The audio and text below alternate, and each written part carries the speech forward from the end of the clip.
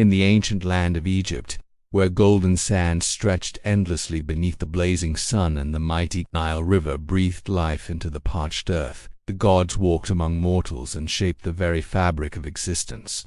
This is the story of one of the most powerful symbols in all of Egyptian mythology, the Eye of Horus, a legend of betrayal, sacrifice, healing, and divine justice that would echo through the ages. Long before the Great Pyramids rose to touch the sky, when the world was young and magic flowed as freely as water, two brothers stood at the center of a cosmic struggle that would determine the fate of all Egypt. Osiris, the beloved king of Egypt, ruled the land with wisdom and compassion that made the crops flourish and the people prosper. His skin was green like the fertile fields along the Nile, symbolizing rebirth and eternal life. He taught humanity the secrets of agriculture, showed them how to cultivate the earth, and brought civilization to a world that had known only chaos. His wife, the goddess Isis, stood beside him as queen, her magic and devotion creating a kingdom of unprecedented peace and abundance. Together they transformed Egypt into a paradise on earth, where justice prevailed and harmony reigned. But in the shadows of this golden age, a darkness was growing, fueled by envy and an insatiable hunger for power. Set, the god of chaos and the desert, watched his brother's success with eyes that burned with jealousy. While Osiris received love and adoration from both gods and mortals alike, Set ruled over the barren wastelands where nothing grew and scorpions scurried across endless dunes.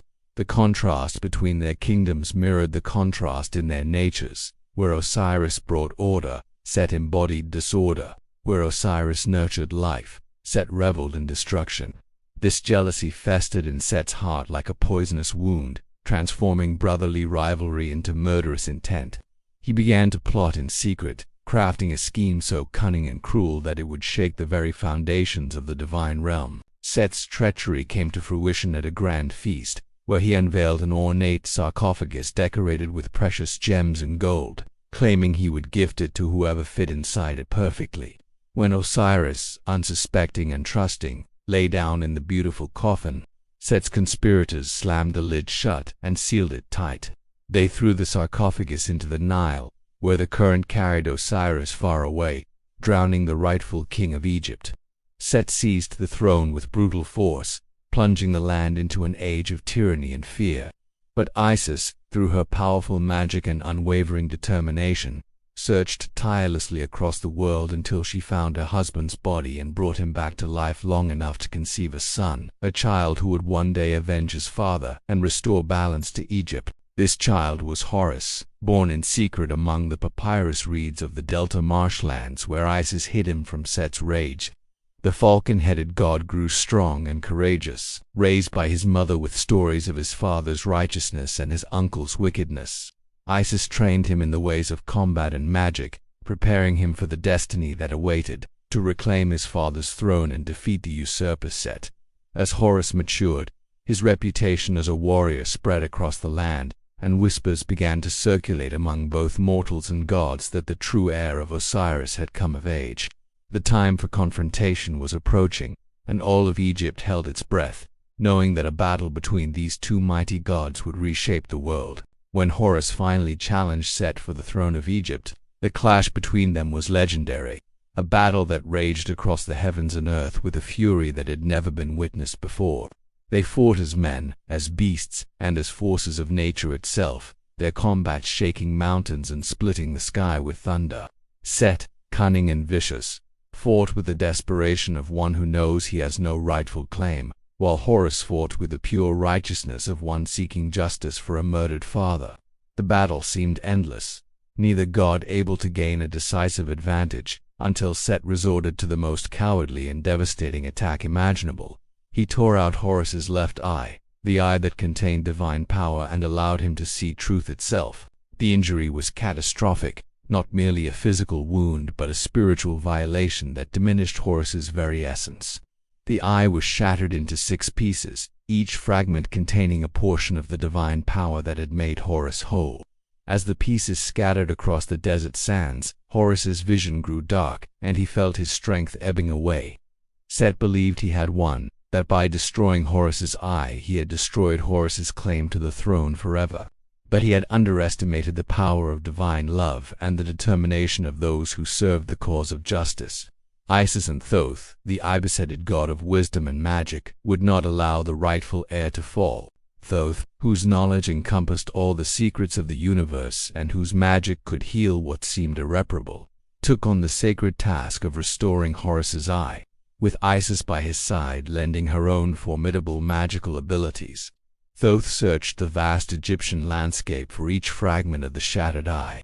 They scoured the golden deserts where the sand stretched to infinity, dove into the depths of the sacred Nile where crocodiles guarded ancient secrets, and climbed the highest peaks where eagles made their nests.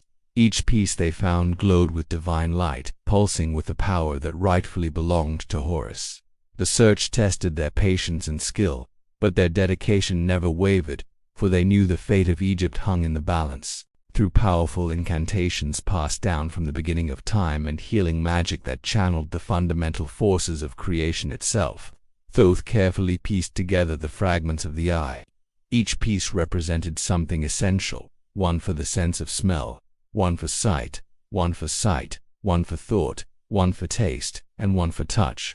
As Thoth worked his magic, combining the fragments with sacred oils and speaking words of power that made the very air shimmer with energy, the eye slowly reformed, each piece fusing with the others until it became whole once more.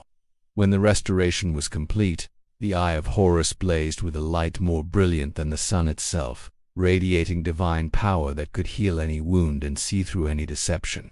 With his eye restored and his power renewed, Horus returned to battle set with a fury and determination that could not be denied. The second confrontation between uncle and nephew was even more intense than the first. But now Horus fought not just with physical strength but with a complete divine vision that allowed him to anticipate Set's every move and counter his every trick. The battle raged for days, transforming the landscape itself, until finally Horus stood victorious over the god of chaos. The other gods, who had been watching this cosmic struggle, assembled in divine council to judge between the two claimants. They saw in Horus the worthiness of his father Osiris, the same wisdom, the same justice, the same love for Egypt, and they declared him the rightful ruler. Set was banished to the desert wastelands that matched his chaotic nature, condemned to forever rule over barren sands, while Horus brought prosperity back to Egypt. But the story of the Eye of Horus did not end with this victory. Instead, it transformed into something even more profound and meaningful. Horus, in an act of love and devotion that demonstrated he had truly inherited his father's compassionate heart, took his restored eye and offered it to Osiris in the underworld. This sacrifice brought his father back from death itself, not to rule the land of the living, but to reign as the eternal king of the afterlife, where he would judge the souls of the departed and ensure justice continued even beyond death. This act of filial devotion transformed the Eye of Horus into the most powerful protective symbol in all of Egyptian civilization. The ancient Egyptians called it the Wadjet, and they believed it held the power to heal, protect, and restore wholeness to anything that was broken or damaged. They painted it on the sides of their boats to ensure safe passage across the treacherous waters of the Nile, carved it into the walls of their tombs to protect the deceased in their journey through the underworld, and wore it as amulets around their necks to ward off evil spirits and disease. The 6 parts of the eye came to represent the 6 senses, and ancient mathematicians even used these parts as fractions in their calculations, each piece representing a different portion of wholeness. The Eye of Horus became a symbol that transcended its mythological origins to become a fundamental part of Egyptian culture and spirituality. Priests invoked its power in healing rituals, speaking incantations over the sick while holding amulets shaped like the sacred eye. Artists incorporated it into every form of Egyptian art, from the grandest temple reliefs to the smallest pieces of jewelry. Kings and pharaohs adopted it as a sign of their divine right to rule, claiming they were descendants of Horus himself and therefore entitled to his protection and power. Even ordinary people, farmers and craftsmen and merchants, kept representations of the eye in their homes, believing it would bring them health, prosperity, and protection from the chaos that Set represented. The legend of the Eye of Horus teaches us that even when we are broken, even when our very essence seems shattered beyond repair, Healing and wholeness are possible through the power of love, wisdom, and determination. It reminds us that true strength comes not from never falling, but from rising again when we do fall, stronger and wiser than before. The eye represents the triumph of order over chaos, of justice over tyranny, of light over darkness, eternal truths that resonated with the ancient Egyptians and continue to inspire people around the world today. This symbol, born from a story of divine conflict and miraculous restoration, has survived for thousands of years, still recognized and revered as one of the most powerful emblems of ancient wisdom and protection. So the next time you see the Eye of Horus in a museum or in art or jewelry, remember the epic tale behind it. The story of a son who fought to avenge his father, the gods who helped restore what was broken, and the symbol of healing and protection that emerged from their struggle. Remember that within this ancient symbol lies the wisdom of a civilization that understood the fundamental patterns of existence, the eternal battle between chaos and order, and the power of restoration and renewal. If you enjoyed discovering this ancient Egyptian legend and want to explore more myths from the old world, make sure to subscribe and hit that like button, as it helps us bring you more incredible stories from history's greatest civilizations. This entire visual experience was brought to life through the synergy of human history and the creative power of AI. Check the links in the description for more. Thank you for joining us on this journey into the mysteries of ancient Egypt, and we'll see you in the next legend.